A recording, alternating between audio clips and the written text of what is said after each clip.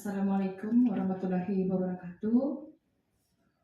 Puji dan puji syukur kita panjatkan kehadirat Tuhan Yang Maha Esa karena pada hari ini kita dapat berkumpul dalam kegiatan di diseminasi budaya positif dan akan dibawakan oleh pemateri kita yaitu Inyo Mariawan SPD, Nimade Novis Suryan dari SPD, Niwayan Novitayati SPD. Sebelum kita memulai kegiatan kita pada hari ini, kita berdoa dulu sesuai dengan keyakinan kita masing-masing. Berdoa dimulai.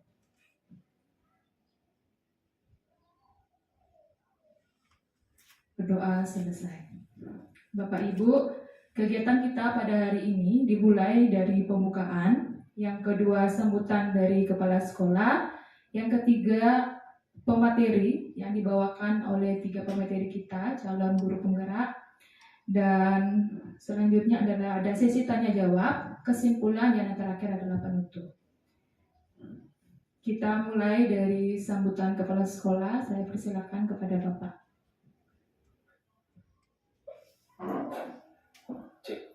Baik, terima kasih kepada pembawa acara atas waktu yang diberikan kepada kami untuk memberikan kata sambutan pada kegiatan diseminasi budaya positif pendidikan calon guru penggerak angkatan 10 di Kabupaten Tabanan yang diikuti oleh 3 guru di 2 sekolah. Jadi hari ini kita melaksanakan diseminasi secara kolaborasi ya, dari guru di SD Negeri 3 Beraban dan SD Negeri 2 Belalang.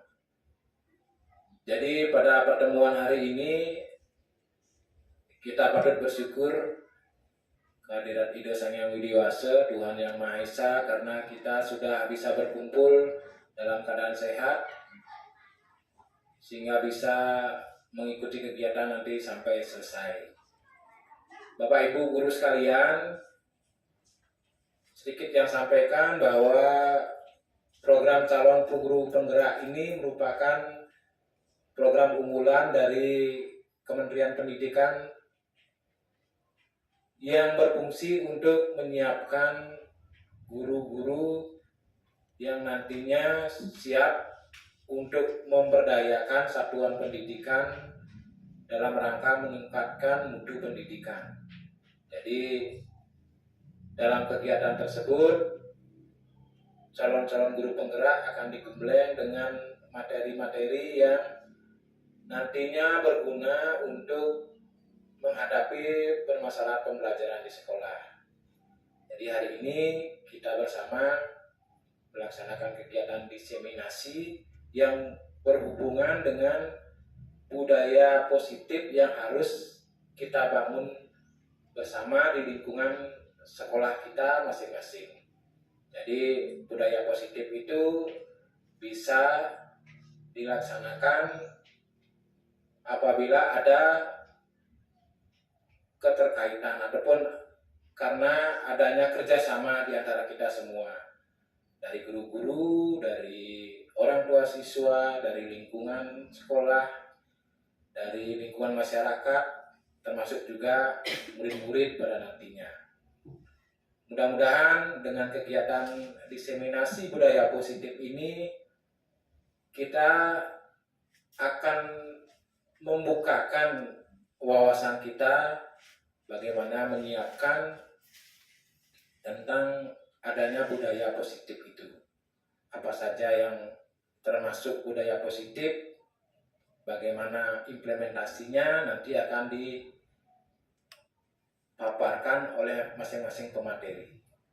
Jadi dengan mengucap Om Awignamastu Namo Sidem, diseminasi budaya positif ini yang buka secara resmi. Baik, terima kasih. Waktu yang kembalikan kepada pembawa acara. Ya, demikian tadi sambutan dari Bapak Kepala Sekolah. Sekarang kita lanjutkan ke kegiatan berikutnya, yaitu pembawaan materi yang akan disampaikan oleh calon guru penggerak kita angkatan ke-10 yang dimulai dari Bapak Inyo Mariawan SPD. Saya persilakan. Baik, terima kasih kepada pembawa acara atas waktunya. yang berdiri saja, nggih.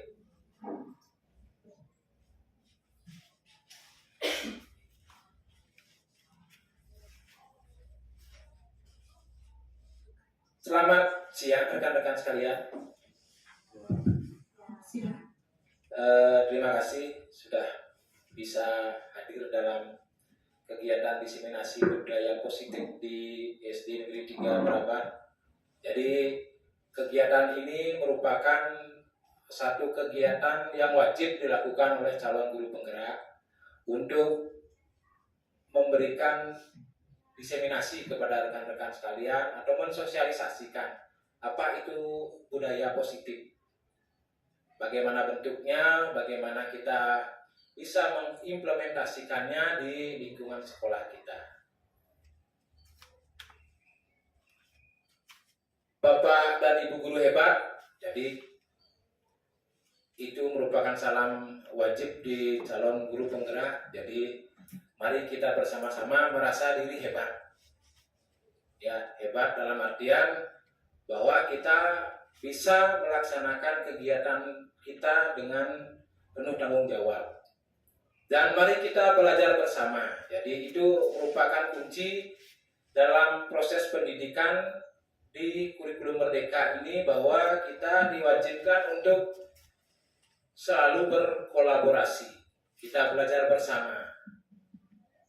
Bersama dalam artian bisa di lingkungan sekolah, bisa juga di antar sekolah, bisa antar kecamatan, bisa antar kabupaten, antar provinsi, dan antar negara pun bisa. Jadi kita diwajibkan untuk berkolaborasi, saling belajar, saling berbagi. Jadi berbagi hal-hal yang baik, hal-hal yang positif, sehingga nantinya kita bersama-sama membangun ekosistem pendidikan yang baik. Kita saling mendukung dalam mewujudkan budaya positif yang ada di sekolah kita masing-masing. Yang lanjut, bahwa budaya positif itu nantinya ada berbentuk 7, ya. Jadi materi budaya positif itu nantinya ada 7 budaya positif. Yang pertama merupakan perubahan paradigma belajar. Kemudian ada disiplin positif, motivasi perilaku manusia, apa saja kebutuhan dasar manusia, kemudian 5 posisi kontrol dalam restitusi, ada segitiga restitusi, dan keyakinan perilaku. Nah, itu materi-materi yang akan kita bagikan atau diseminasikan pada saat ini. Yang lanjut ke hal yang pertama, jadi ada perubahan paradigma belajar. Jadi tentunya kita sudah kenal beliau. Ada yang belum kenal yang ada dalam foto? Beliau adalah Ki Hajar Dewantara yang ditetapkan menjadi Bapak Pendidikan Bangsa. Ki Hajar Dewantara ini menyatakan bahwa tujuan pendidikan ialah menuntun.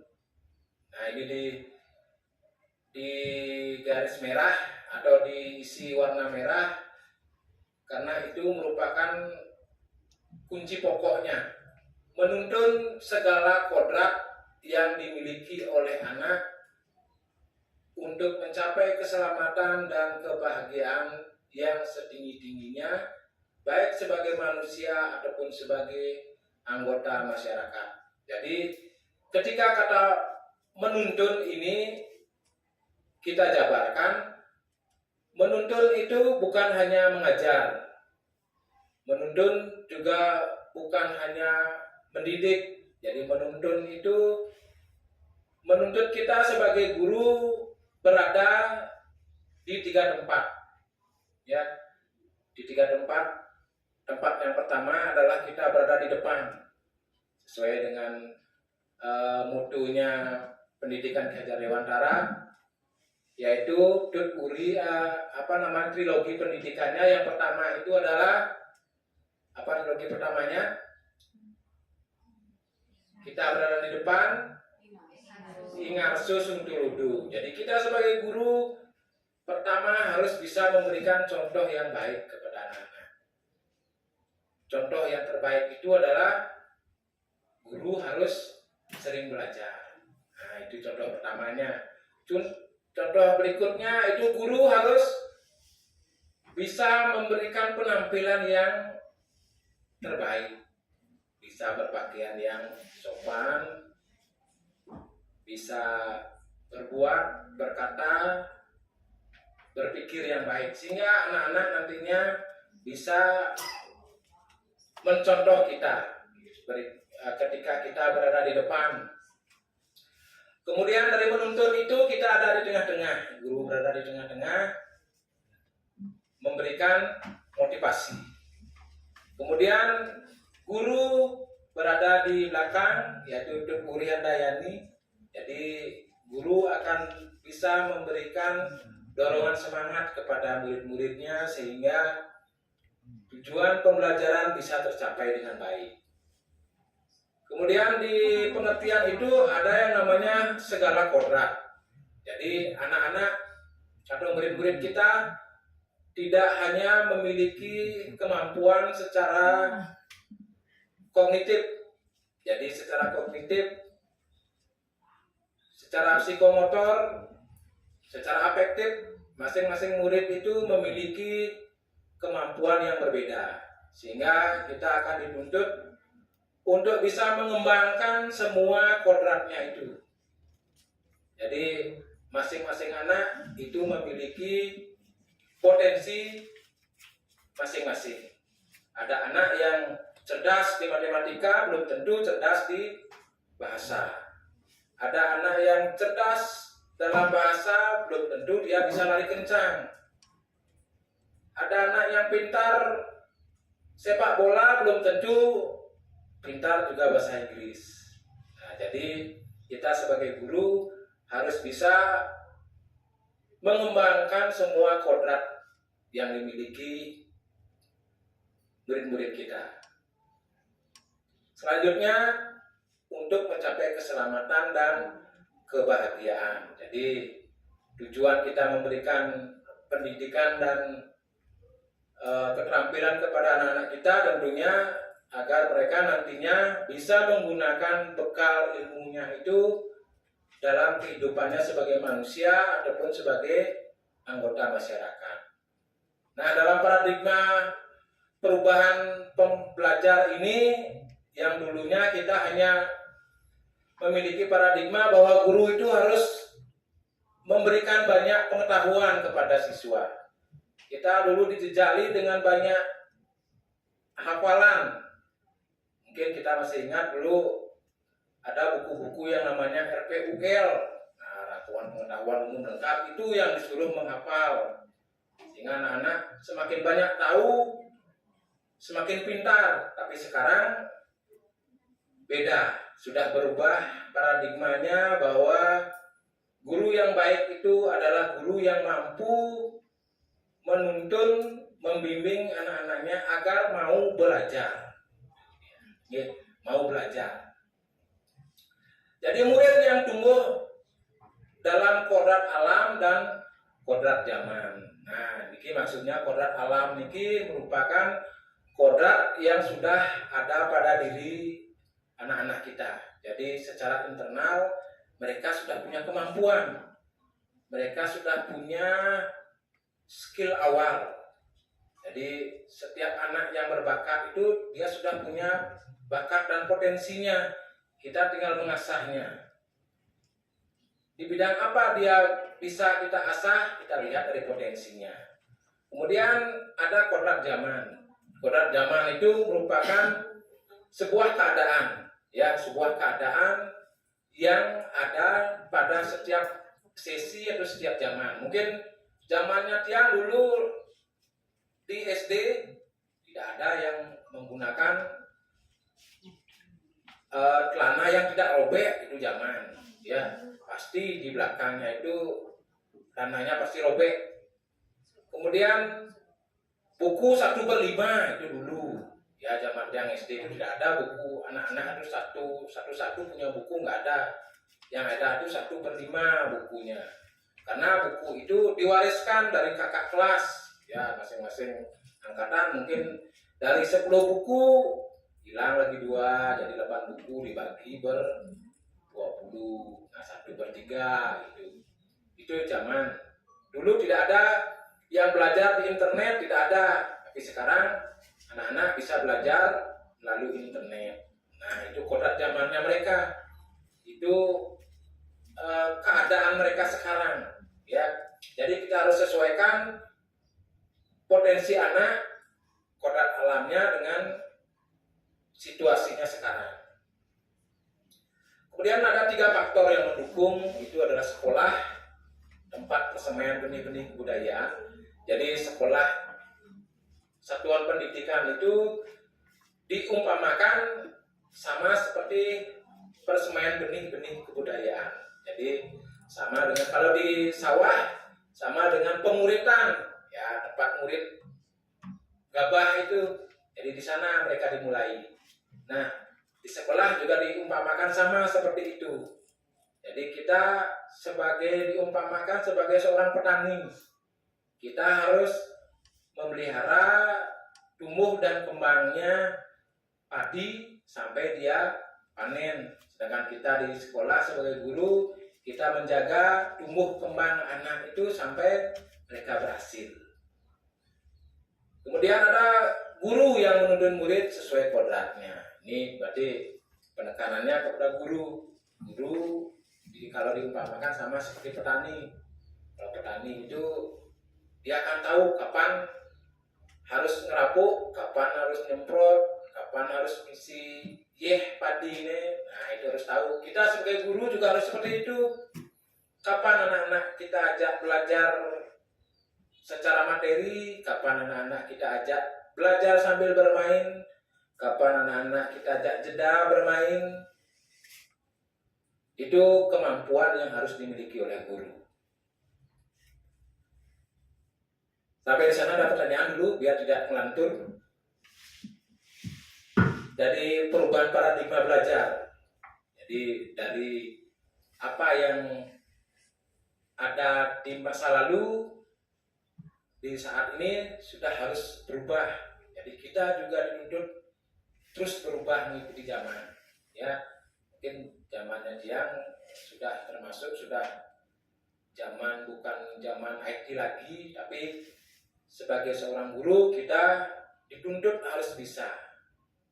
Apapun itu, karena di pandangan masyarakat seorang guru itu pasti dianggap bisa dalam hal apapun. Ya, tugas-tugas apapun, tugas kemasyarakatan ditunjuk pasti harus bisa. Nah, yo guru pasti bisa. Nah, seperti itu pandangan di masyarakat. Ada yang perlu dijelaskan lagi atau yang lanjut dulu? Yang lanjut, Nah, selanjutnya perubahan paradigma belajar itu menciptakan lingkungan positif agar terbentuk suatu budaya positif, yaitu suatu proses perjalanan pendidikan yang harus kita jalani.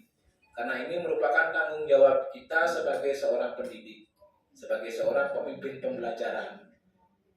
Suatu lingkungan yang aman dan nyaman akan memberikan murid kesempatan dan kebebasan untuk berproses, belajar, membuat kesalahan, belajar lagi, sehingga mampu menerima dan menyerap suatu pembelajaran.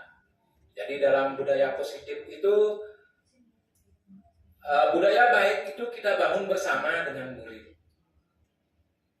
Berbeda dengan saat-saat yang lalu bahwa tata tertib kelas itu ditentukan oleh guru kelasnya.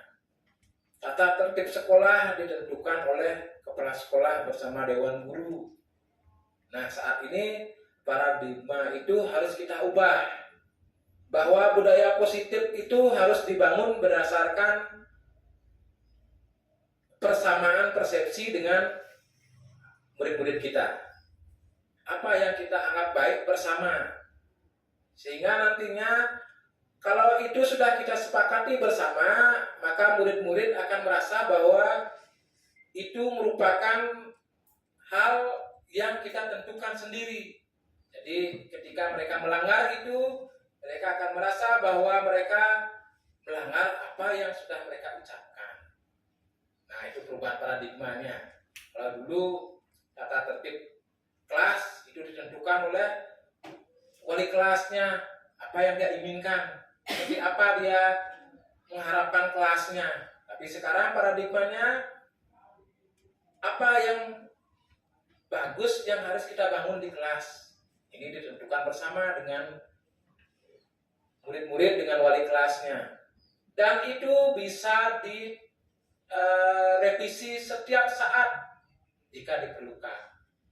Nah, kalau dulu tata tertib itu berlaku 1 tahun pelajaran. Kalau sekarang untuk membangun lingkungan budaya positif itu dapat direvisi setiap saat. Kapanpun anak-anak menginginkan ada hal yang harus ditambahkan, itu bisa ditambahkan. Jadi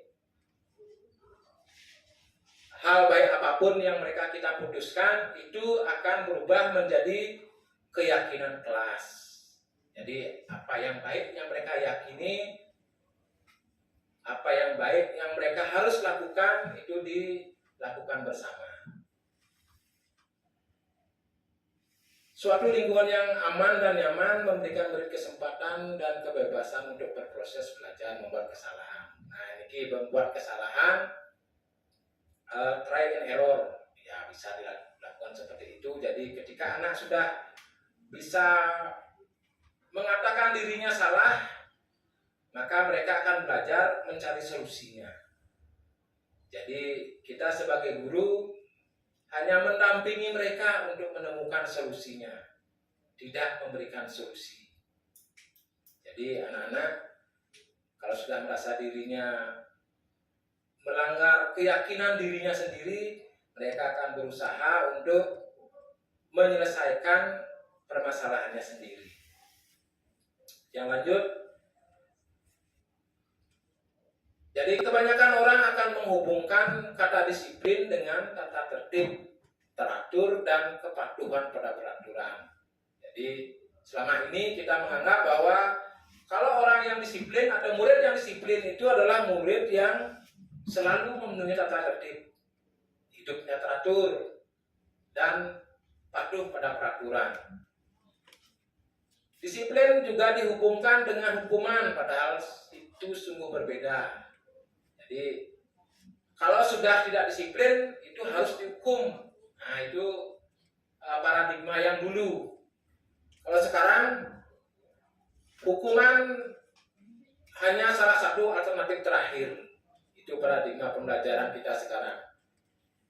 Dan bila perlu tidak digunakan sama sekali. Selanjutnya dalam budaya kita, makna disiplin dimaknai menjadi sesuatu yang dilakukan seseorang pada orang lain untuk mendapatkan kepatuhan. Padahal seseorang yang memiliki disiplin diri berarti mereka bisa bertanggung jawab terhadap apa yang dilakukannya karena mendasarkan tindakan mereka pada nilai-nilai kebajikan universal atau norma yang positif. Untuk menciptakan disiplin positif tentunya bukan lagi menggunakan hukuman, melainkan dengan pembiasaan-pembiasaan positif yang murid yakini tentang nilai kebajikan. Jika kita sudah menetapkan nilai kebajikan pada suatu kelas, maka murid-murid dan guru sudah meyakini itu bahwa perbuatan itu baik, maka kita tidak perlu lagi menggunakan hukuman. Kita dengan murid-murid akan mencari solusi dari apa yang mereka lakukan. Nanti bagaimana hubungan hukuman itu akan disampaikan oleh pemateri berikutnya. Kita sampaikan secara umum saja. Selanjutnya, disiplin diartikan sebagai bentuk kontrol diri, yaitu belajar untuk kontrol diri agar dapat mencapai satu tujuan mulia. Tujuan mulia dari penerapan disiplin positif adalah agar terbentuk murid-murid yang berkarakter, berdisiplin, santun, jujur, peduli, bertanggung jawab, dan merupakan pembelajar sepanjang hayat sesuai dengan standar kompetensi lulusan yang diharapkan. Jadi tugas kita sebagai guru adalah menciptakan murid-murid yang memiliki disiplin diri sehingga bisa berperilaku sesuai dengan nilai-nilai kebajikan. Jadi disiplin di sini diartikan bahwa masing-masing murid itu menggunakan kontrol dirinya agar tidak melakukan hal-hal yang di luar keyakinan kelasnya. Jadi mereka sudah meyakini betul bahwa umpamanya ketika mau sekolah, terlambat ke sekolah itu merupakan hal yang tidak baik. Jadi kalau mereka sudah meyakini itu tidak baik, maka mereka akan berusaha untuk tidak melakukan atau tidak terlambat datang ke sekolah. Jadi itu kontrol diri mereka. Mereka sudah sadar bahwa perilaku datang terlambat itu sudah bertentangan dengan hati nuraninya mereka. Nah, itu perubahan paradigma budaya positifnya. Jadi mereka yang sadar sendiri. Kita tidak membatasi mereka atau murid-murid kita. Selanjutnya, motivasi perilaku manusia. Jadi Diana Gosen dalam bukunya Restructuring School Discipline menyatakan ada 3 motivasi perilaku manusia. Yang pertama ada motivasi eksternal. Jadi untuk menghindari ketidaknyamanan atau hukuman, apa yang akan terjadi apabila saya tidak melakukannya. Kemudian yang kedua, motivasi eksternal juga untuk mendapatkan imbalan dari orang lain atau institusi. Apa yang akan saya dapatkan apabila saya melakukannya. Jadi yang pertama ini, ketika anak-anak sudah merasa jika mereka melakukan sesuatu, maka hukuman apa yang akan mereka dapat. Jadi ketika dia mengganggu temannya sampai nangis, maka hukumannya apa? Itu sudah pasti. Ketika mereka mendapatkan sesuatu atau melakukan perbuatan yang baik atau mendapatkan prestasi, apa yang akan mereka dapatkan? Jadi itu tujuan mereka melakukan hal baik itu. Kemudian yang ketiga ada motivasi internal atau tujuan disiplin positif untuk menghargai diri diri sendiri. Ya, saya akan menjadi orang yang seperti apa bila saya melakukannya. Jadi mereka akan bisa menghargai dirinya, ingin mencontoh siapa. Umpamanya mereka ingin melihat, umpamanya contohnya Bapak Presiden Jokowi, beliau selalu berbuat baik, maka saya ingin menjadi seperti itu. Mereka melihat ada seorang pilot, itu umpamanya mereka akan ingin menjadi seperti itu. Apa yang harus saya lakukan? Nah, itu motivasi perilakunya. Jadi tugas kita adalah menciptakan murid-murid yang memiliki motivasi internal dalam dirinya, sehingga mereka itu ingin berbuat baik. Memang mereka tahu bahwa dengan berbuat itu mereka sudah menghargai dirinya untuk mencapai apa yang mereka cita-citakan. Murid akan berperilaku sesuai dengan nilai-nilai kebajikan karena keinginannya sendiri. Murid akan datang ke sekolah tepat waktu karena ingin menghargai dirinya sendiri, bukan karena takut akan peraturan dan hukuman atau mendapat pujian. Jadi mereka datang tepat waktu, mereka mengerjakan tugas sekolah, mereka berpakaian rapi, bukan karena mereka takut melanggar tata tertib atau mereka ingin mendapat hadiah karena berbuat baik, tetapi karena memang mereka betul-betul yakin bahwa dengan berbuat seperti itu, apa yang mereka cita-citakan itu akan tercapai. Nah, itu motivasi perilaku manusia. Jadi ini tugas kita untuk menyadarkan atau memberikan pembiasaan sehingga anak-anak kan terbiasa berbudaya positif. Caranya dengan memberi mereka contoh, ya. Kita yang berbudaya positif dulu, baru akan dicontoh oleh siswa kita atau murid kita. Kemudian, bagaimana jika murid datang ke sekolah tidak tepat waktu? Nah, apakah itu termasuk hukuman, restitusi, atau konsekuensi? Nah, untuk membahas ini akan dilanjutkan oleh pemateri berikutnya, yaitu Ibu Nobita. Oke. Waktu yang serahkan kepada Nobita untuk memberikan paparan apa itu kelanjutan dari hukuman, restitusi, atau konsekuensi. Oke, waktu dia persilakan.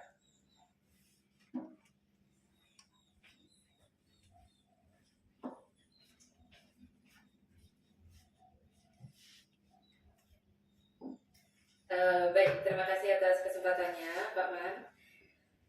Terus selanjutnya saya selaku pemateri 2 akan menjelaskan mengenai hukuman, restitusi, dan konsekuensi.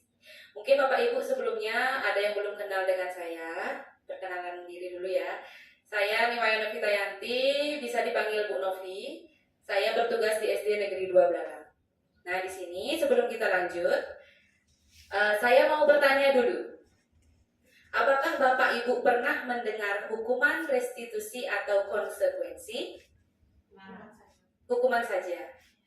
Konsekuensi? Pernah. Restitusi? Belum pernah. Jadi, apa yang Bapak Ibu ketahui tentang hukuman, konsekuensi, dan restitusi? Siapa yang mau mencurahkan pendapatnya? Ada? Oke, Bu Sri. Silakan Bu Sri.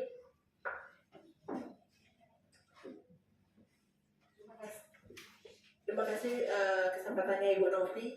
Kalau menurut saya hukuman itu adalah mendadak dilakukan tanpa ada kesepakatan terhadap guru dan murid. Jadi murid itu belum terima kenapa saya dihukum seperti ini. Itu menurut saya Ibu. Terima kasih. Baik, itu tadi penjelasan dari Ibu Sri. Katanya kalau hukuman itu tanpa ada kesepakatan terlebih dahulu. Jadi apabila siswanya itu melakukan suatu kesalahan, jadi hukuman yang diberikan itu mendadak. Apa yang dipikirkan oleh guru itulah nanti yang menjadi hukumannya, seperti itu. Kalau Bu Sri, menurut Bu Sri konsekuensi itu apa? Ya, konsekuensi. Terima kasih.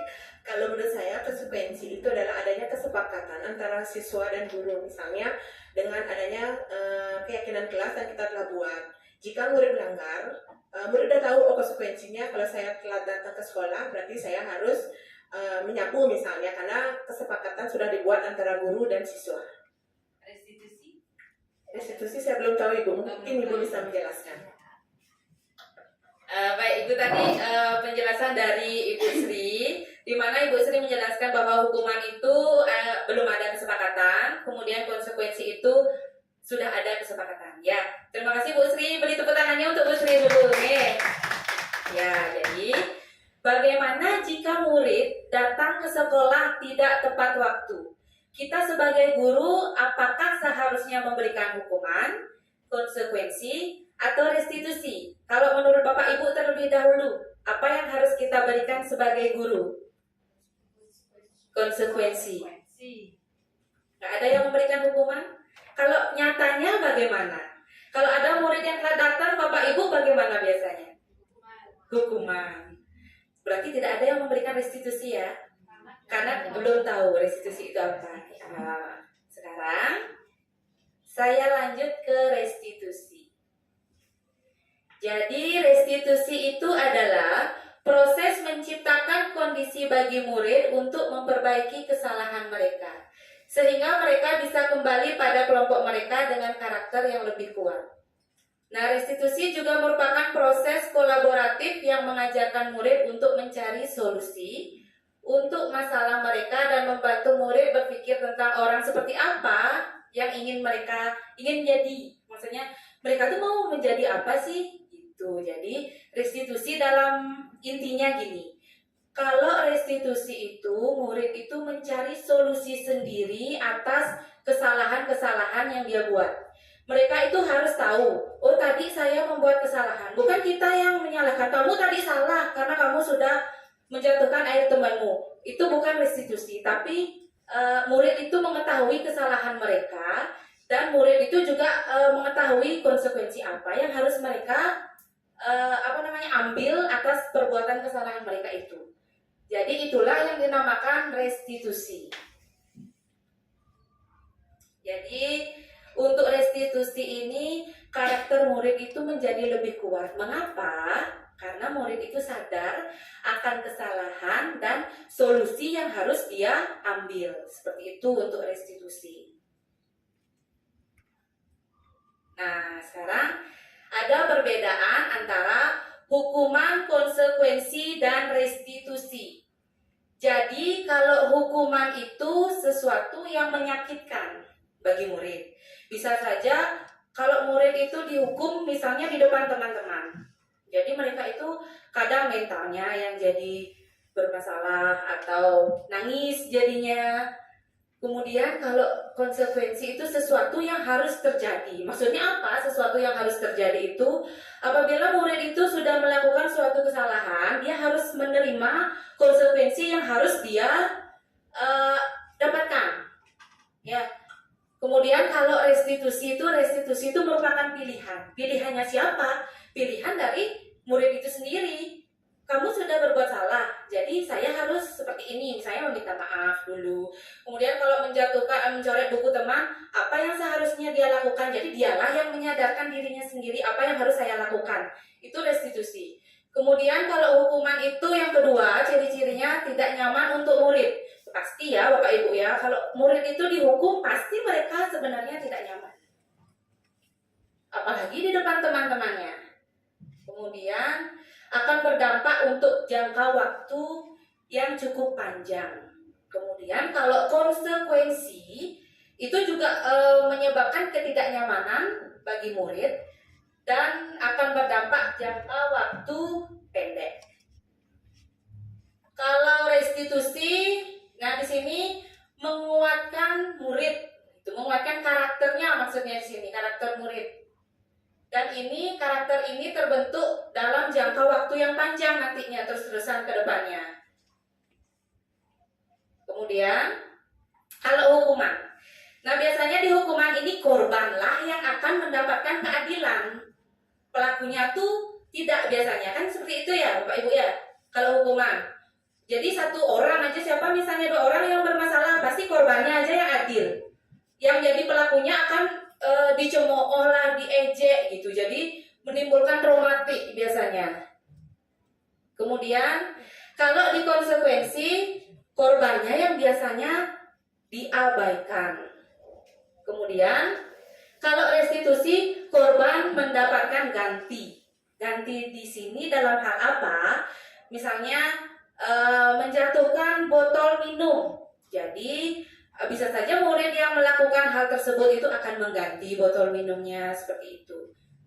Itulah tadi perbedaan hukuman, konsekuensi, dan restitusi. Jadi intinya hukuman itu bersifat negatif, kemudian konsekuensi itu bersifat netral. Netral dalam hal ini bisa saja anak itu kalau dikasih konsekuensi bisa saja berpengaruh positif ke dirinya, bisa juga berpengaruh negatif, tergantung anak sendiri menerimanya seperti apa. Kalau restitusi pasti bersifat positif. Karena apa? Karena itu adalah kesadaran dari muridnya masing-masing. Nah, di sini juga masih terkait dengan ciri-ciri perbedaan hukuman, konsekuensi, dan restitusi. Biasanya kalau hukuman itu, saya tidak menjelaskan semuanya ya, beberapa. Biasanya kalau hukuman itu kan dibuat oleh siapa ya? Guru. Kalau konsekuensi itu dibuat oleh siapa? Guru dan siswa. Ya, guru dan siswa, bagus. Kalau restitusi itu dibuat oleh siapa? Siswa. Ya, jadi restitusi itu biasanya siswalah yang akan membuat apanya, membuat solusinya, kemudian menyadarkan kesalahan-kesalahannya, seperti itu. Nah, di sini mari kita bersama-sama, apakah nanti pernyataan ini merupakan hukuman atau konsekuensi? Ya, jadi bersama-sama menjawab ya. Untuk yang pernyataan pertama, mencatat 100 kali di dalam buku kalimat dengan kalimat saya tidak akan terlambat lagi karena terlambat ke sekolah. Kalau ada seperti itu, misalnya murid itu datang terlambat ke sekolah, Bapak Ibu memberikan arahan atau suruhan menyuruh anak itu membuat kalimat saya tidak akan terlambat datang ke sekolah lagi dalam buku tulisnya. Itu termasuk hukuman atau konsekuensi? Hukuman. Oke, kita cek. Oke, betul ya, Bu Lila ya. Oke, yang kedua. Lari mengelilingi lapangan basket 2 kali karena terlambat hadir ke sekolah. Hukuman. Baik, kita cek. Ya, betul. Yang ketiga, murid diminta untuk push up 15 kali. Nah, itu termasuk apa ya? Hukuman. Dah ngintip tadi ya. Lanjut. Menggantikan kertas tugas teman yang telah dicoret-coret. Itu termasuk hukuman atau konsekuensi? Konsekuensi. Ya, lanjut. Membersihkan tumpahan air di meja tulis karena tersenggol pada saat belajar. Itu termasuk hukuman atau konsekuensi? Oke. Lanjut ya. Murid disuruh untuk mengenakan sepatu seharian di sekolah karena tidak mengenakan sepatu hitam. Hukuman, kita cek. Oke, betul. Lanjut. Lari mengelilingi lapangan basket 2 kali karena terlambat 10 menit untuk pelajaran PJOK. Konsekuensi. Oh, berarti di sini Bapak Ibu sudah memahami perbedaan hukuman dan konsekuensi. Tepuk tangan dulu untuk kita semua ya.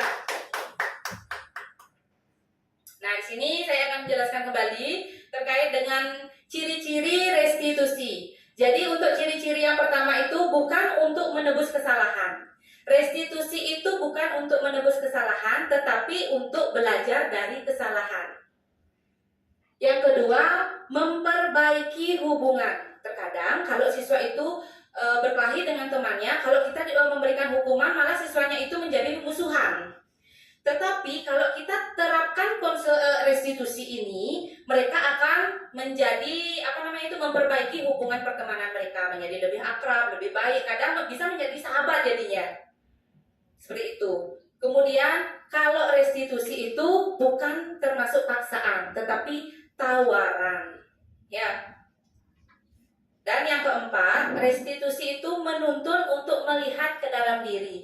Artinya anak-anak atau kita sendiri pun harus menyadari diri sendiri atas kesalahan-kesalahan kita seperti apa. Jadi di sanalah akan terbentuk karakter siswanya di sini untuk menyadari kesalahan. Jadi siswa itu akan lebih percaya diri, jujur, bertanggung jawab. Jadi seperti itu akan dampaknya. Kemudian restitusi itu mencari kebutuhan dasar yang mendasari tindakan.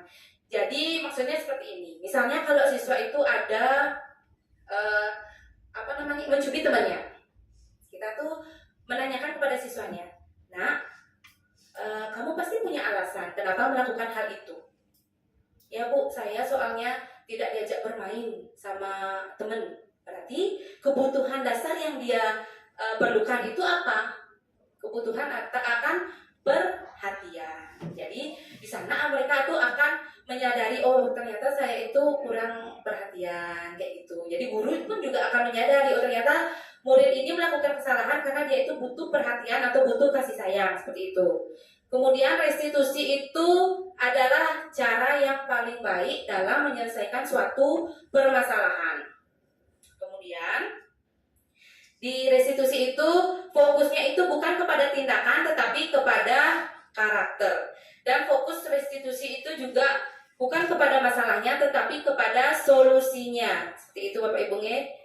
Dan mengembalikan murid yang berbuat salah pada kelompoknya. Artinya, kalau murid itu berbuat salah, jangan dijauhi atau jangan dimusuhi, tapi ajak mereka berkumpul kembali bersama teman-temannya sehingga mereka akan memperbaiki hubungan bersama teman-temannya itu.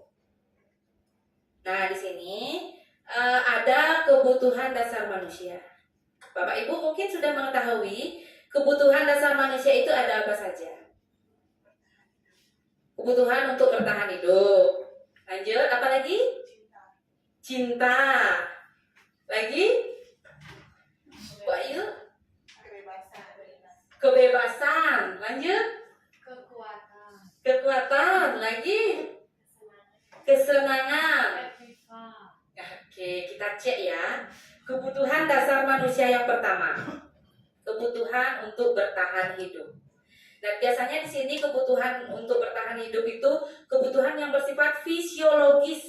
Nah, fisiologis artinya makanan, kemudian tempat tinggal, dan kesehatan. Itulah contoh dari kebutuhan bertahan hidup. Untuk yang kedua, ada kebutuhan kasih sayang dan rasa diterima. Seperti yang saya jelaskan contoh kasus yang sebelumnya ya. Yang ketiga ada kebutuhan akan penguasaan. Nah, artinya di sini kebutuhan pengakuan atas kemampuannya. Mungkin saya saja seperti itu. Misalnya saya sudah berbuat A. Saya tuh butuh pengakuan dari teman-teman. Ayo dong puji saya seperti itu. Itulah salah satu kebutuhan dasar manusia. Bapak Ibu juga seperti itu enggak? Ya, misalnya kita udah capek-capek nih, kayak sekarang misalnya siapa Bu Ayu, kayak daftarin PPDB, nyari titik koordinatnya, lari apa lagi tuh saya kurang paham juga. Puji aja dia, wih hebat ya Bu Ayu ya, seneng dah dia, karena dia juga butuh apa? Butuh pengakuan atas kemampuannya ya. Jadi dia bisa aja lebih semangat meskipun kita nggak bantu. Yang penting kita puji aja, ya kan? Apalagi dikasih nasi ya. Iya. Perlu rasa kenyang akan lebih lagi kebutuhan dasar manusianya. Ya. Kemudian yang keempat itu kebutuhan akan kebebasan. Nah, kebebasan dalam hal ini itu kebutuhan bebas untuk memilih. Memilih ya. Jangan dipaksa, apalagi cinta ya. Gak boleh memaksakan cinta. Berdasarkan pengalaman itu mungkin. Oh iya, pengalaman. Cinta itu. Oke, untuk yang terakhir itu ada kebutuhan akan kesenangan. Nah, di sini kebutuhan untuk merasa senang. Tahu nggak senang? Senang karena bisa berkumpul dengan guru-guru hebat. Ya, oke, itu bahasanya sekarang. Saya itu nggak baru tahu dari Pak Man ya. Terima kasih Bu Guru hebat. Iya. Makasih Bu Guru hebat. Nah, di sini ada kasus tentang kebutuhan dasar manusia. Saya bacakan. Bimo, seorang anak TKB, selalu berlari keluar kelas menuju jalan raya di depan sekolahnya yang ramai dengan kendaraan. Tingkahnya membuat guru Bu Ani bingung dan seringkali lari mengejarnya.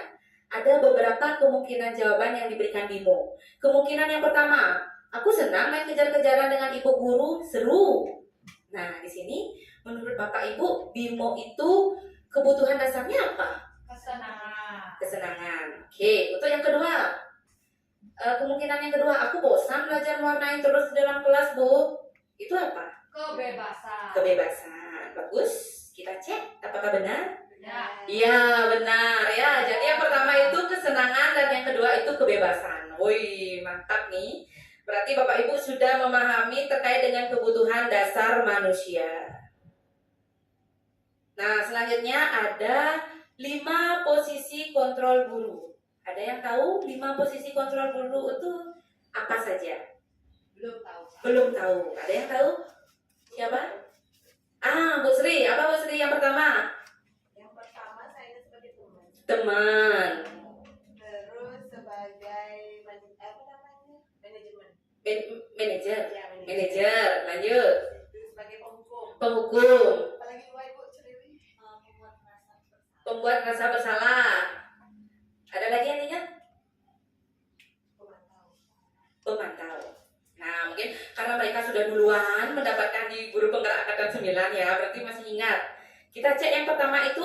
5 posisi kontrol, yaitu penghukum. Nah, di sini penghukum itu seorang penghukum bisa menggunakan hukuman fisik maupun verbal. Kemudian yang kedua itu pembuat rasa bersalah. Yang ketiga itu ada teman. Yang keempat itu pemantau, dan yang kelima itu manajer. Bapak Ibu menempati posisi kontrol yang mana? Penghukum lagi, pembuat rasa bersalah, Semuanya deh kayaknya. semua ya. Pasti pernah dilakukan oleh seorang guru. Ya. Apakah Bapak Ibu tahu perbedaannya antara kelimanya ini? Saya ini belum tahu. Belum tahu ya. Nah, di sini saya akan menjelaskan terkait dengan perbedaan. Kalau posisi guru dalam penghukum, sebagai penghukum, biasanya dia itu suka menunjuk-nunjuk, menyindir, menghardik, dan bernada suara keras atau tinggi. Itu penghukum. Biasanya kalau kamu ini sudah berapa kali ibu kasih tahu, masih aja diulangi kayak gini, cepat sekarang nyapu atau bersihkan toiletnya. Itu adalah penghukum. Dan saya pun biasanya seperti itu. Ya. Jadi, apa hasilnya kalau guru itu sebagai penghukum? Dibenci. Ya, salah satunya pasti guru itu, apa sih guru ini? Diomongin dah sama teman-temannya itu. Bisa saja guru itu dikasih nama ejekan. Kayak saya dulu pernah dikasih nama Ibu Peroro gitu. Kok Peroro bisa ya gitu kan? Habis itu, Senang beneran ya, Bu, ya? iya. Jadi murid itu suka berbohong jadinya kan? Iya, suka berbohong. Kemudian dampaknya apa? Apakah kalau kita memberikan hukuman ke murid itu murid bisa jerah? Nah, bisa saja dia akan mengulanginya lagi. Ya, untuk yang kedua ada pembuat rasa bersalah. Bapak Ibu tahu nggak bagaimana perkataan guru yang menempati posisi pembuat rasa bersalah biasanya? Ya, salah satunya, nah, udah berapa kali ibu kasih tahu, ibu kecewa sekali sama sikapmu. Nggak kasihan kamu sama ibu, nanti lagi ibu dimarah sama kepala sekolah. Ya, Bu, nanti kan dimarahin ibu lagi. Itulah pembuat rasa bersalah. Dampaknya apa untuk muridnya? Muridnya itu ya takut, selain itu tidak percaya diri ya, karena dia merasa bersalah jadinya, jadi tidak percaya diri ya. Nah, yang ketiga ada teman. Kalau teman itu bagaimana biasanya Bapak Ibu berkata kepada muridnya? Ayo, contohnya ya, kemarin ibu udah kasih kamu permen, sekarang bantuin ibu yuk, gini nyapu dulu yuk. Itu salah satu perkataannya ya. Itulah posisi kontrol sebagai teman. Biasanya kalau kita menempatkan diri sebagai teman, apa akibatnya kepada murid-murid? Ya, muridnya ngelunjak. Kita tuh biasanya tidak dihargai. Woi bu, itu biasanya dia kan. Ya, seperti itu dampaknya. Kemudian ada posisi kontrol guru itu pemantau. Apa biasanya yang pemantau Bapak Ibu katakan pada muridnya? Kalian tahu nggak peraturannya kalau kalian buang sampah sembarangan? Selalu ngingetin peraturan aja. Kalian tahu nggak kalau kamu tidak mengikuti tata tertib nanti kena aturannya, melanggar aturan yang apa? Itu pemantau biasanya. Ya.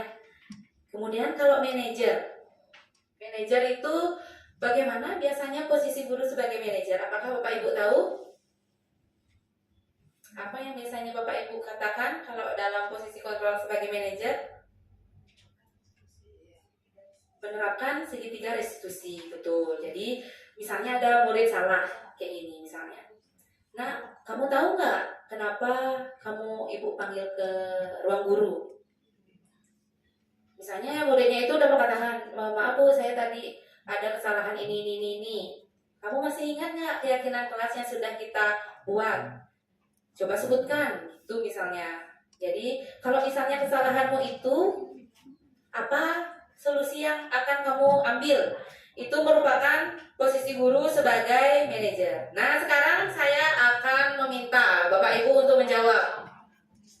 Ya,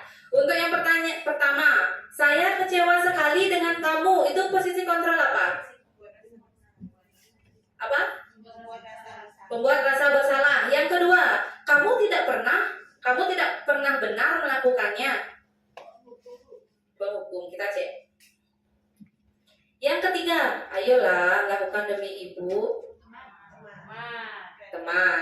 Yang keempat, apakah kamu mau mendapatkan stiker bintang hari ini? Apa itu? Pemantau. Kemudian, bagaimana kamu bisa menyelesaikan masalah ini?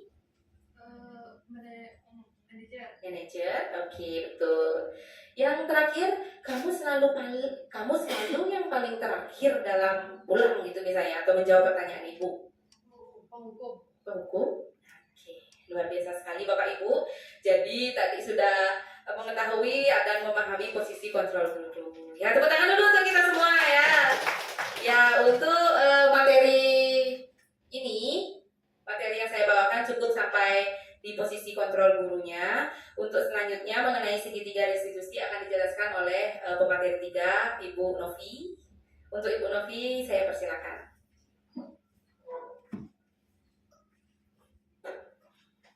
Terima kasih Ibu Novita. Selamat siang guru-guru hebat dari SD 3 Braban dan SD 2 Belalang. Ya, sebelum saya mulai, saya ingin memperkenalkan diri karena ada beberapa orang guru yang belum mengenal saya. Kata pepatah kan tidak kenal maka tak sayang. Ya, Tiang Nimade Novi Suryandari dari SD Negeri 3 Braban. Salam kenal untuk SD 2 Belalang. Nah, untuk selanjutnya dalam rangka restitusi itu ada tiga bagiannya.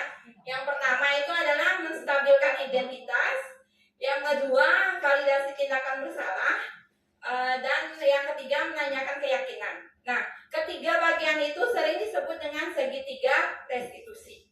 Ya, di mana pada saat menstabilkan identitas itu biasanya setiap orang itu pasti pernah melakukan kesalahan. Nah, terus yang kedua misalnya kamu bukan satu-satunya yang pernah melakukan ini. Ya, seperti itu. Nah, yang kedua validasi tindakan bersalah. Pertanyaan yang sering kita gunakan misalnya kamu tentu punya alasan mengapa melakukan perbuatan seperti yang kamu lakukan. Untuk yang kedua misalnya, adakah cara yang lebih efektif untuk mendapatkan apa yang kamu butuhkan? Atau untuk yang menanyakan keyakinannya, pertanyaannya misalnya keyakinan kelas mana yang telah kita sepakati atau yang mana yang kamu yang kamu langgar dari kesepakatan yang telah kita perbuat. Terus yang kedua, kamu ingin menjadi orang yang seperti apa? Nah, terus apa itu segitiga restitusi? Segitiga restitusi itu merupakan sebuah tahapan untuk memudahkan para orang guru atau orang tua dalam melakukan proses untuk menyiapkan anaknya dalam melakukan restitusi. Segitiga restitusi adalah suatu proses dialog dijalankan oleh guru atau orang tua agar dapat menghasilkan murid yang mandiri, bertanggung jawab. Proses dialog tersebut digambarkan dalam ketiga sisi pada segitiga restitusi. Nah, sebelum saya lanjutkan, kita explikin dulu sebentar ya. Maaf sebentar. Kita explikin dengan tepuk. Kalau tepuk 1 kita tepuk di tengah, tepuk 2 kanan kiri, tepuk 3 kanan kiri tengah, tepuk 4 kanan kiri tepuk 5 kanan kiri ya. Ibu hebat jalannya, yuk kita mulai ya. Tepuk 1, tepuk 1, tepuk 3, tepuk 3, tepuk 5. Iya. Nah, cukup dulu ya sedikitnya. Yang lanjutkan lagi. Nah, untuk langkah yang pertama itu menstabilkan identitas. Untuk membuat anak merasa gagal atau merasa bersalah karena perbuatan yang telah dia lakukan, biasanya guru itu berkata seperti ini. Berbuat salah itu hal yang manusiawi. Tidak ada manusia yang sempurna. Bapak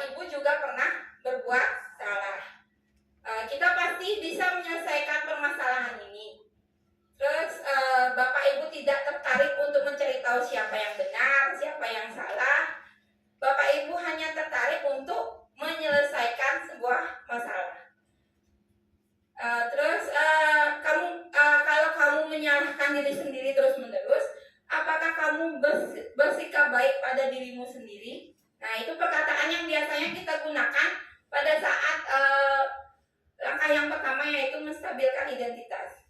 Untuk langkah yang kedua, validasi tindakan bersalah.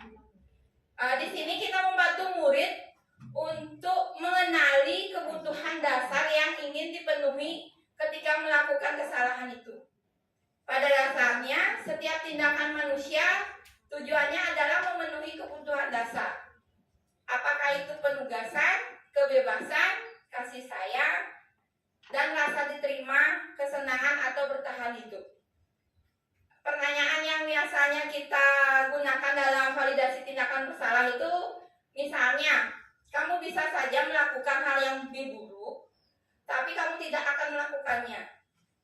Kemudian pertanyaan kedua misalnya, kamu pasti punya alasan mengapa melakukan hal tersebut. Terus yang ketiga, apa yang penting bagi kamu? Yang keempat, kamu boleh tetap berusaha menjaga sikap itu, tapi tambahkan sikap yang lain yang baru.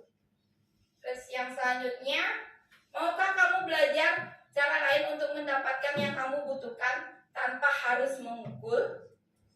Yang terakhir, apa kamu bisa melakukannya dengan lebih baik besok lagi? Nah, itu yang kita gunakan untuk memvalidasi tindakan yang bersalah. Untuk langkah selanjutnya adalah menanyakan keyakinan. Anak melihat kesalahannya dihubungkan dengan norma sosial dan nilai-nilai yang mendasari manusia berinteraksi dengan orang lain. Nah, di sini biasanya kita menggunakan pertanyaan, yaitu misalnya apa nilai yang kita percaya dalam keyakinan kelas kita, atau kita sudah membuat nilai keyakinan, atau kita sudah membuat keyakinan kelas. Nilai yang mana yang kamu langgar atau yang kamu salahi aturannya pada nilai keyakinan tersebut. Terus yang kedua, nilai-nilai universal apa yang telah kita sepakati. Yang ketiga, kelas yang ideal itu seperti apa sih? Nah, terus selanjutnya, kamu ingin jadi anak yang seperti apa? Yang terakhir, apa yang kamu rasakan atau ketika kamu melakukan hal tersebut? Kamu menjadi orang yang seperti apa? Nah, dari ketiga tahapan-tahapan itu, mengapa kita menggunakan keyakinan atau keyakinan kelas? Nah, di sini sebelum kita menjawab mengapa keyakinan kelas itu atau mengapa peraturan kelas saja. Nah, saya punya dua pertanyaan. Yang pertama, mengapa kita memiliki peraturan tentang penggunaan helm saat mengendarai kendaraan roda 2 atau sepeda motor? Nah, kira-kira jawabannya itu apa? Untuk apa kita memiliki peraturan tentang penggunaan helm pada saat mengendarai kendaraan roda 2 atau sepeda motor? Safety atau keselamatan. Iya, untuk keselamatan. Yang kedua, mengapa kita memiliki peraturan tentang menggunakan masker dan mencuci tangan setiap saat? Kebersihan bisa. Ada jawaban yang lain? Kesehatan. Nah, selain kesehatan, mungkin di situ juga untuk keselamatan kita. Apalagi pada waktu musim COVID, selain kebersihan, itu juga untuk keselamatan kita supaya tidak terjangkit virus. Ya, kita lihat cek jawabannya. Ya, mengapa kita memiliki peraturan tentang penggunaan helm pada pengendara roda 2 atau sepeda motor adalah untuk keselamatan. Untuk yang kedua, ya benar, untuk kesehatan dan juga keselamatan.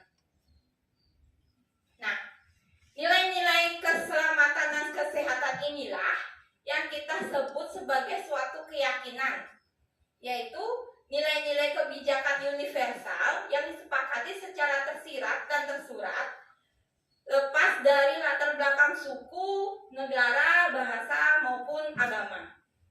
Kegiatan-kegiatan apa saja yang dilakukan agar menentukan keyakinan suatu sekolah maupun keyakinan kelas. Yang pertama, menciptakan program kebajikan. Misalnya menciptakan program kebajikan itu menerapkan 5S. Masih ingat 5S? salam, senyum, sapa, ya, sopan dan santun, ya. Untuk yang kedua, membentuk keyakinan ke sekolah atau kelas. Di mana di sini keyakinan kelas itu bersifat lebih abstrak dari peraturan. Jadi seperti katakan Pak Man tadi, keyakinan kelas itu bisa berubah, tidak seperti peraturan yang ada di sekolah yang itu harus diterapkan selama 1 tahun, tapi keyakinan kelas ini kita buat bersama anak-anak, menyimpulkan keyakinan kelas apa yang akan kita terapkan selama periode yang telah kita sepakati. Terus yang kedua, keyakinan kelas berupa sebuah pernyataan universal. Pernyataan keyakinan kelas dengan siasa dibuat dalam bentuk kata-kata positif. Kemudian keyakinan kelas hendaknya tidak terlalu banyak sehingga mudah diingat dan dipahami oleh warga yang ada di kelas. Keyakinan kelas sebaiknya sesuatu yang dapat diterapkan di lingkungan tersebut. Dan yang terakhir adalah semua warga kelas hendaknya ikut berkontribusi dalam pembuatan keyakinan kelas lewat kegiatan curah pendapat. Nah, biasanya seperti keyakinan kelas yang saya terapkan di kelas, setelah kita membuat keyakinan kelas itu, di bawahnya kita bubuhkan tanda tangan kita bersama untuk menyepakati keyakinan kelas tersebut. Nah, bagaimana langkah-langkah menyusun keyakinan kelas? Yang pertama, guru mengajak siswa membayangkan kelas impian versi yang mereka inginkan. Kelas yang seperti apa yang diinginkan oleh anak-anak tersebut. Yang kedua, guru mempersilahkan murid melakukan curah pendapat tentang peraturan yang disepakati di kelas. Yang ketiga, catatlah masukan-masukan murid tentang keyakinan mereka dalam sebuah kertas besar dan bisa meminta murid menempelkannya sendiri. Dari keyakinan-keyakinan mereka, kita ambil kesimpulan untuk membuat sebuah keyakinan kelas. Terus yang selanjutnya, tinjau kembali daftar curah pendapat yang sudah dicatat. Mungkin masih ada pertanyaan yang berupa peraturan.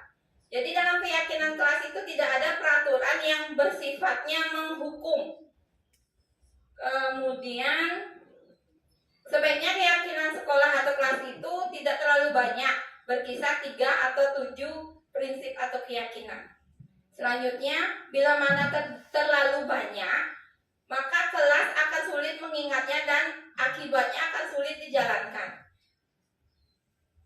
Setelah selesai mintalah murid menandatangani keyakinan tersebut bersama-sama sebagai bukti dari penyetujuan apa yang telah mereka yakini.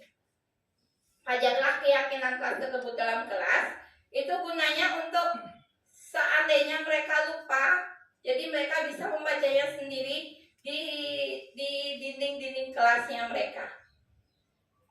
Nah, di sini untuk praktek budaya positif, untuk segitiga restitusi yang sudah menerapkan beberapa kasus yang saya lihat di sekolah atau di kelas yang sempat melakukan segitiga restitusi. Untuk sedikit yang perlihatkan sedikit.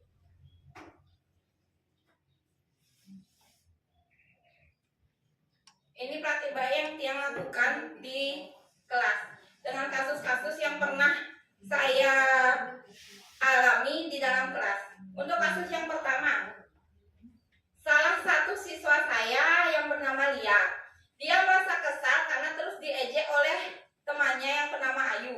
Karena saking kesalnya, si Lia itu memukul si Ayu sampai akhirnya dia menangis. Nah, dalam hal ini bisa mendengar?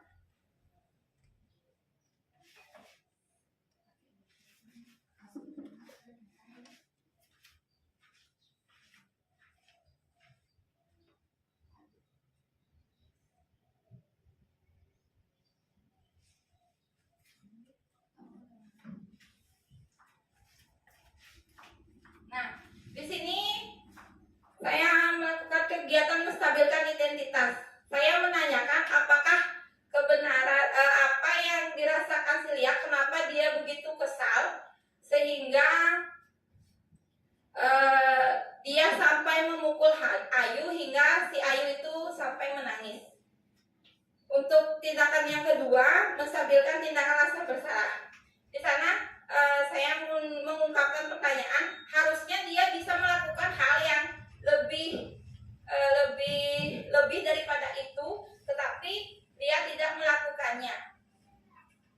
Terus untuk selanjutnya menanyakan keyakinan kelas. Keyakinan kelas yang mana yang dia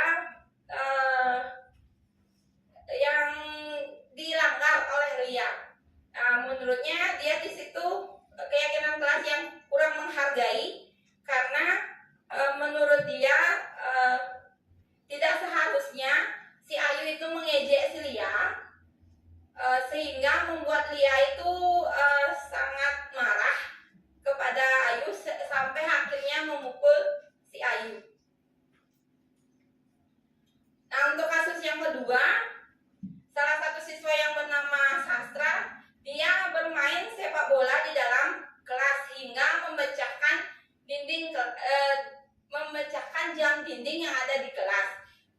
Jam dinding itu pun hampir mengenai temannya, dan syukurnya jam itu tidak sampai mengenai temannya. Nah, pada saat itu ketua kelas melaporkan kejadian tersebut kepada saya, yang memanggil Sastra untuk menanyakan kebenaran dari peristiwa tersebut. Apakah benar apa yang dibicarakan oleh teman-temannya kalau dia itu bermain di dalam kelas? Dan jawabannya memang benar.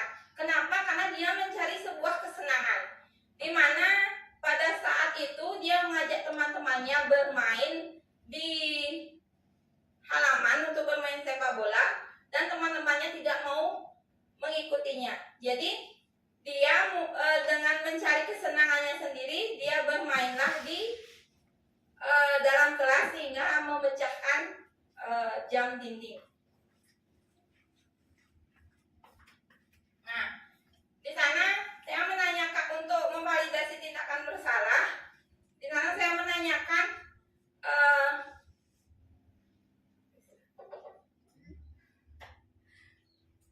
supaya bisa terdengar sedikit ya.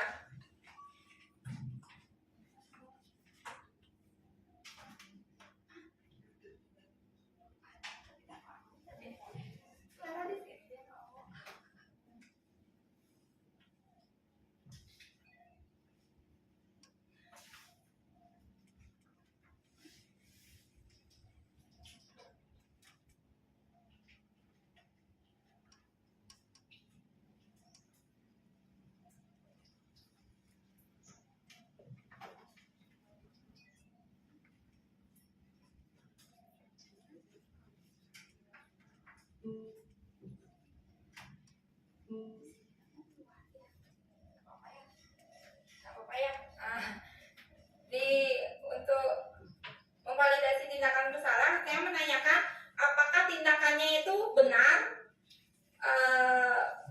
bermain sepak bola di dalam kelas, dan dia dapat mengetahui bahwa tindakannya itu kurang benar karena itu bisa merugikan dirinya sendiri dan merugikan orang lain. Kemudian dalam tahap menanyakan keyakinan kelas, di sana dia mengetahui sendiri keyakinan kelas mana yang dia langgar, yaitu keyakinan peduli terhadap sesama dan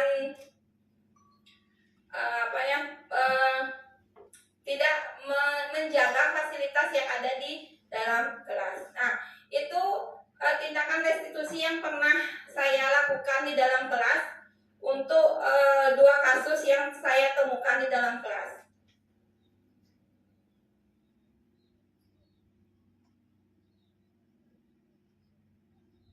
Nah, untuk praktik baik yang lainnya dari rekan saya bisa dilanjutkan oleh Nopi. Untuk praktik baik yang pernah dilakukan oleh Novita akan dibawakan oleh Novita sendiri.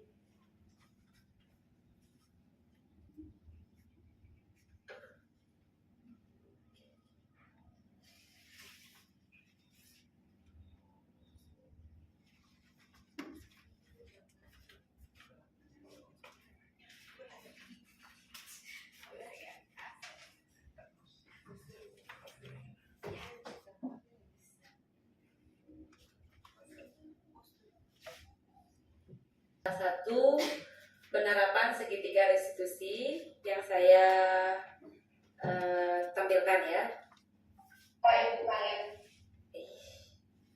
anak-anak, kalian tahu tidak kenapa Ibu panggil kalian di sini? Karena kami tadi bertengkar. Oh, tadi kalian bertengkar. Sekarang Ibu bertanya, apakah bertengkar itu merupakan sebuah kesalahan? Ya, Bu.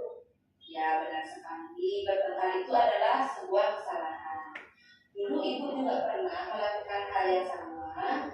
Sekarang mari kita bersama-sama mencari solusi dari permasalahan yang tadi ya. Anak-anak, Ibu yakin kalian pasti punya alasan kenapa kalian tadi bertengkar. Apa alasannya? Ganes, apa tadi alasannya Ganes bertengkar dengan Angel? Tadi mau minum tapi tidak dikasih sama Angel, Bu. Tidak dikasih sama Angel ya. Ya, bertengkar itu adalah perbuatan yang tidak baik. Bertengkar itu dapat merugikan kalian nanti ya. Apakah kalian masih ingat keyakinan kelas yang sudah kita buat bersama? Masih, Bu. Masih. Coba sebutkan salah satunya. Hidup betul, saling berbagi dan memaafkan, Bu. Ya, itu kalian tahu. Ada hidup rukun dan saling berbagi ya, dan memaafkan. Sekarang, apa yang akan kalian lakukan terhadap permasalahan yang kalian hadapi hari ini? Saling memaafkan. Saling memaafkan ya.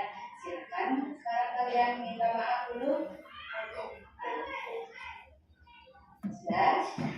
Ya, sekarang Ibu bertanya, apa yang akan kalian lakukan untuk melaksanakan keyakinan kelas?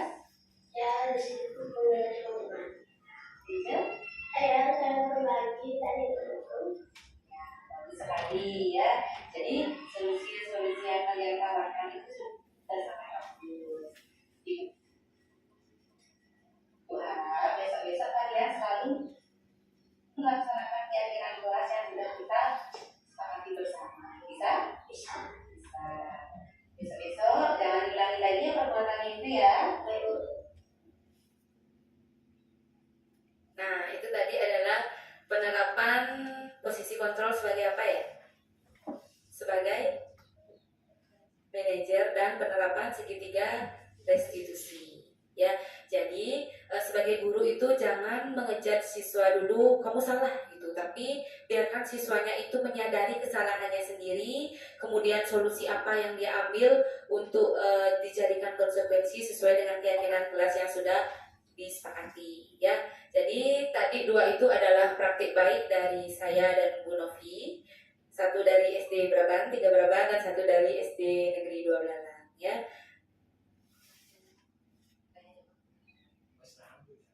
Oh ya, untuk selanjutnya saya serahkan kembali ke moderator.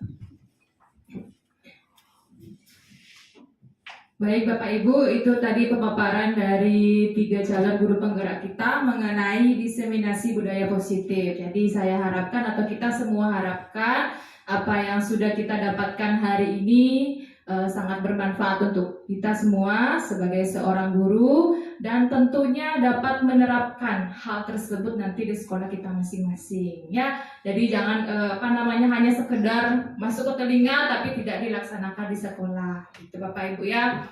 Sekarang saya lihat dari tarik wajahnya tegang gitu. Sekarang mari kita berdiri dulu semuanya. Kita regangkan badan kita dulu. Semuanya baik Bapak Ibu, kita regangkan. Nah sekarang saya ingin kalian coba senyum dulu. Senyum yang lebar. Senyum yang lebar, giginya boleh diperlihatkan Bapak Ibu ya. Yang penting sudah sikat gigi semuanya ya. Nah sekarang coba senyum.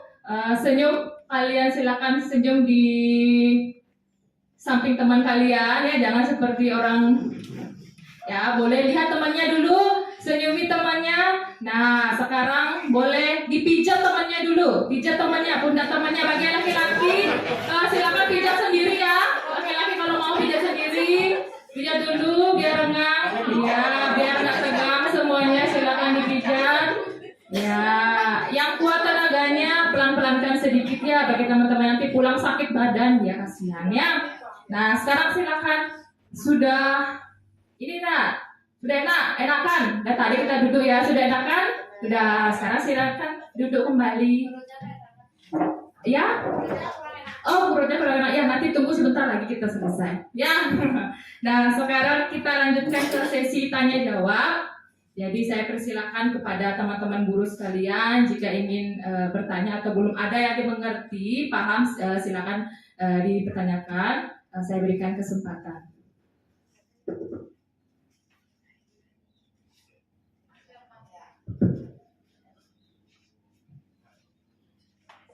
Terima kasih atas waktunya. Di sini yang mau tanya, adakah hubungan antara disiplin dengan kebiasaan murid?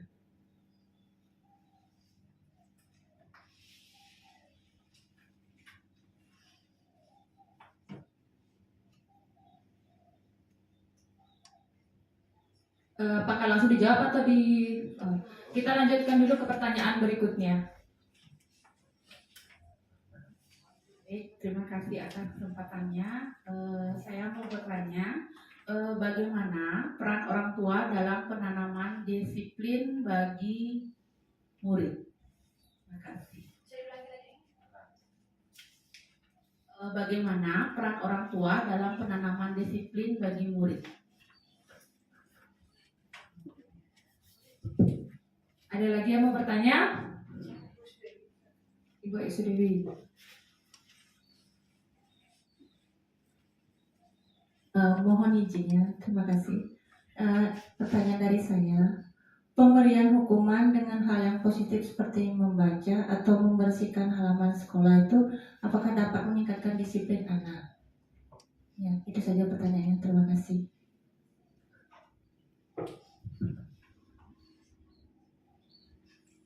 Apakah ada yang lainnya?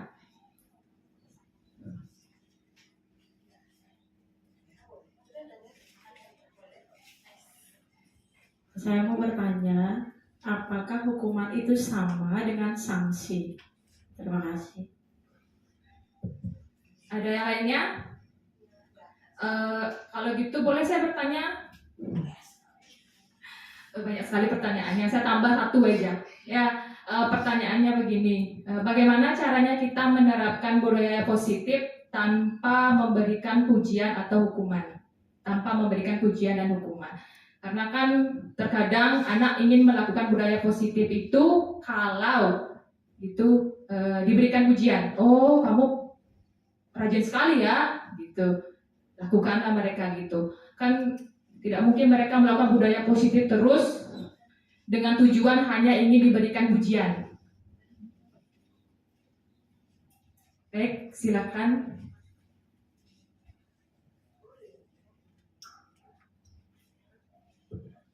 Baik, terima kasih. Jadi ada 5 pertanyaan. Jadi dia menjawab yang nomor 1 dulu nih.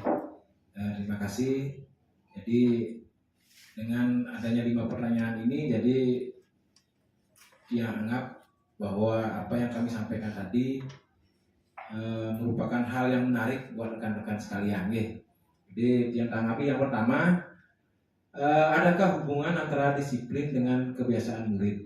Ya, jadi antara disiplin dan kebiasaan murid itu tentu saja ini memiliki hubungan yang sangat erat, bahkan lebih erat dari saudara kandung.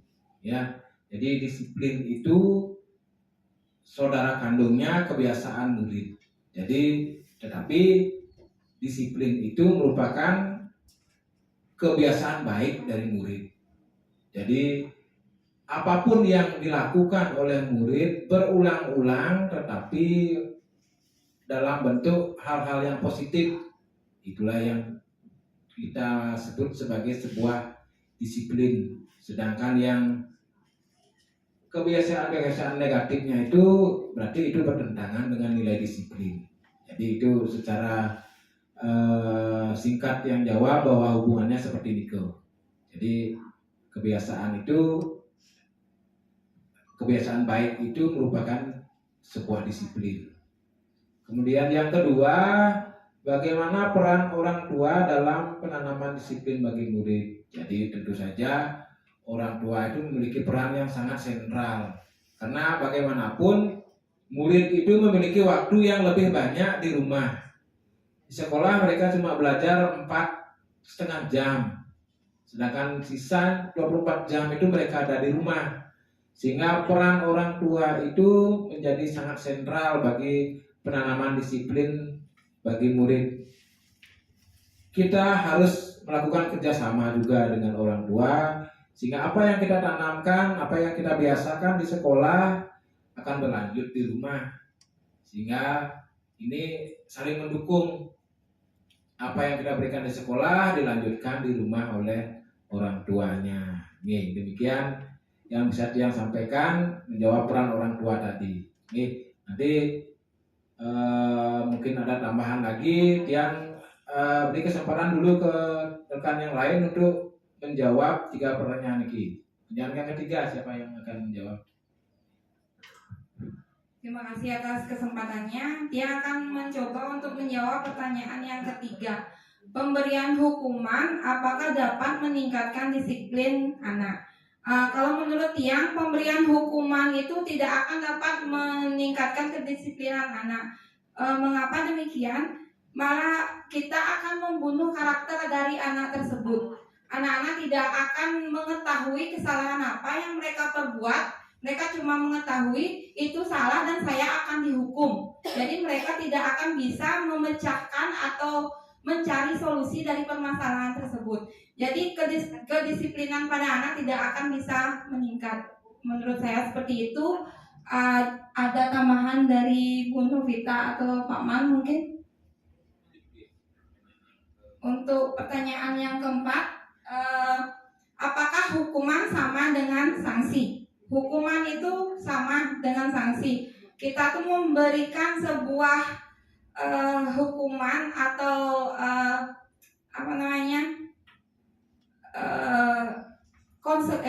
bukan konsekuensi jadinya ya, hukuman terhadap kesalahannya dia. Hukuman sama sanksi itu kalau menurut Tiang itu sama.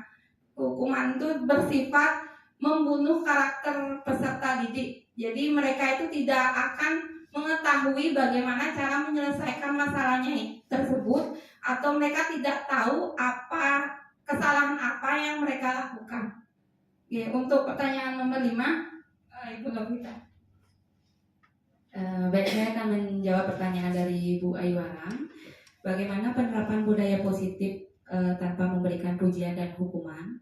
Untuk yang pertama itu caranya kita sebagai guru sebagai teladan dulu. Itu salah satu caranya. Bagaimana kita menjadi teladan di sekolah agar bisa ditiru oleh siswa atau murid-murid kita. Contohnya saja, kalau ada sampah plastik misalnya yang berserakan di halaman, itu kan termasuk budaya positif. Tanpa nyuruh murid pun kita lakukan dulu, pungut sampahnya, buang ke tempat sampah. Nanti itu akan dilihat oleh siswa. Nah, nanti siswa itu akan berpikir, oh ibu gurunya kalau dia melihat sampah plastik, sampahnya diambil kemudian dibuang di tempat sampah.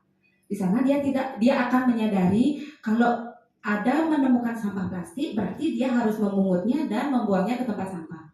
Kemudian gini juga, senyum, salam, sapa, sopan santun.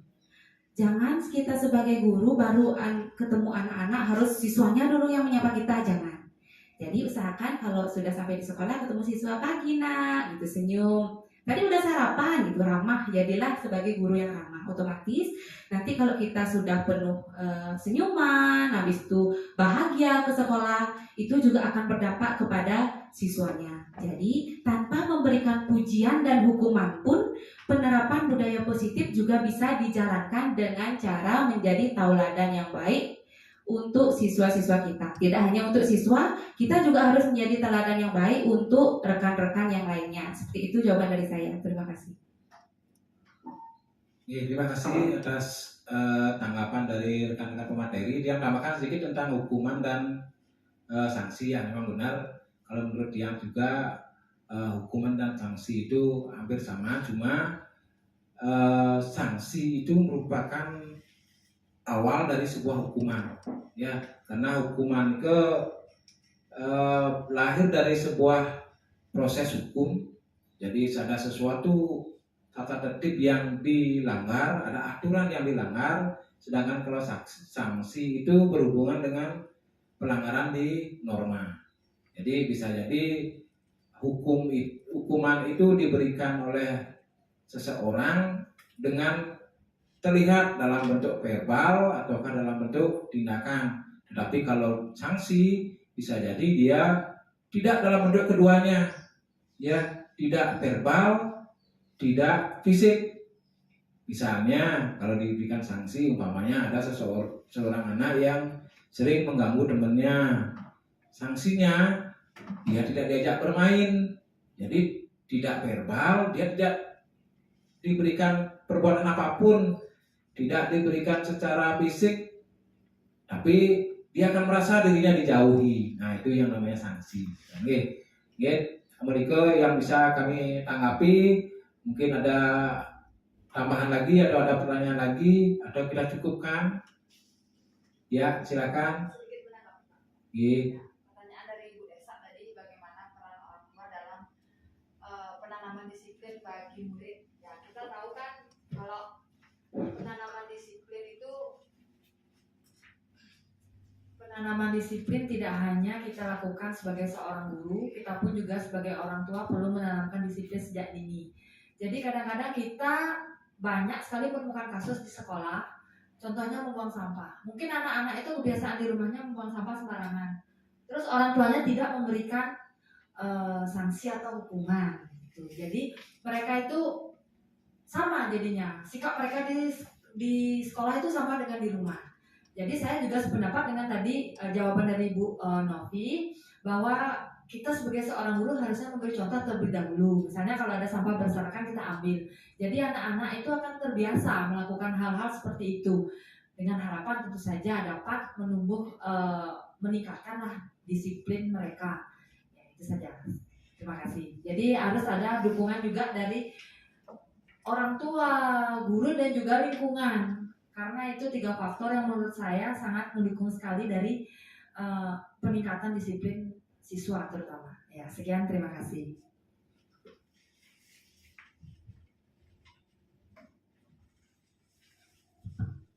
Baik, apakah ada lagi yang ingin memberikan tanggapan? Kalau tidak, untuk sesi tanya jawab saya cukupkan dulu. Kita lanjut ke kesimpulan. Baik. Apakah dari pemateri atau dari peserta yang akan memberikan kesimpulan?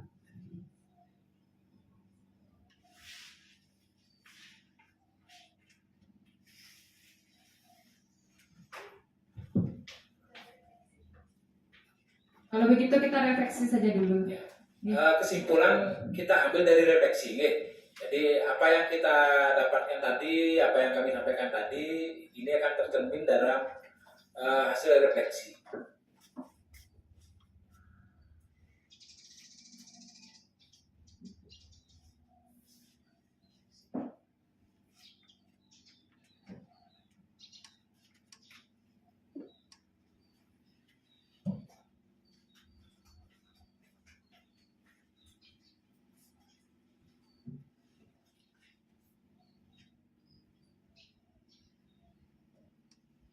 Itu refleksi, silakan rekan-rekan cermati dan tuliskan dalam kertas masing-masing bagaimana perasaannya, bagaimana pelaksanaan diseminasi kita hari ini, dan apa yang sudah Bapak Ibu dapatkan. Yang beri waktu 5 menit untuk mengisi refleksi ini.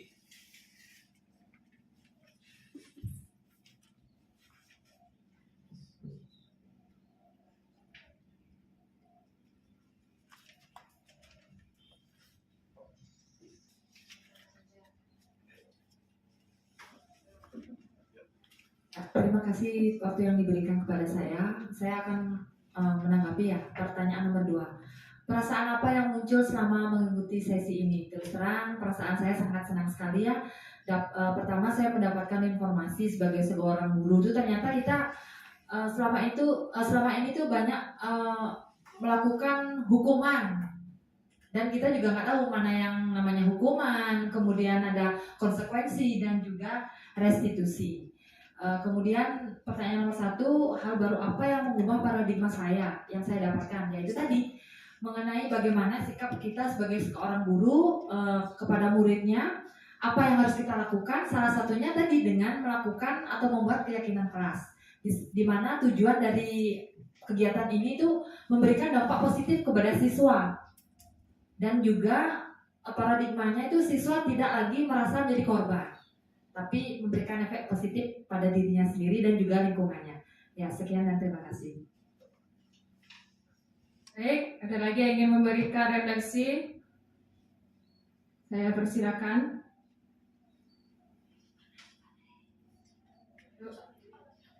Kalau gitu saya ingin memberikan refleksi.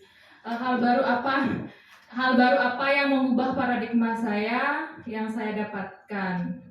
Jujur saya guru kelas 6, anak-anaknya pasti sudah besar-besar. Itu terkadang banyak kesalahan yang mereka lakukan. Itu terkadang dari kesalahan itu saya memberikan hukuman. Itu jadi sekarang saya mencoba untuk merubah hal tersebut menjadi guru yang manajer, yang seperti tadi sudah dikatakan. Ya, perasaannya tentunya senang, tentu senang mengikuti sesi ini karena banyak informasi, banyak wawasan yang saya dapatkan setelah mengikuti kegiatan ini, dan tentunya nanti saya akan berusaha sebaik mungkin, ya walaupun tidak sempurna, menerapkan disiplin positif tersebut bersama dengan siswa-siswa saya. Ya, itu refleksi yang saya rasakan. Ada lagi Bapak Ibu? Tidak ada? Baik, kalau begitu kita ke acara berikutnya, yaitu penutup. Ya, ini Bapak Ibu, demikian kegiatan kita pada hari ini. Terima kasih atas partisipasi dan kontribusinya dalam kegiatan acara kita pada hari ini. Kami meminta maaf apabila mungkin ada kata-kata yang kurang berkenan di hati Bapak Ibu. Kami minta maaf, dan akhir kata kami mengucapkan terima kasih. Om Santi Santi Santi.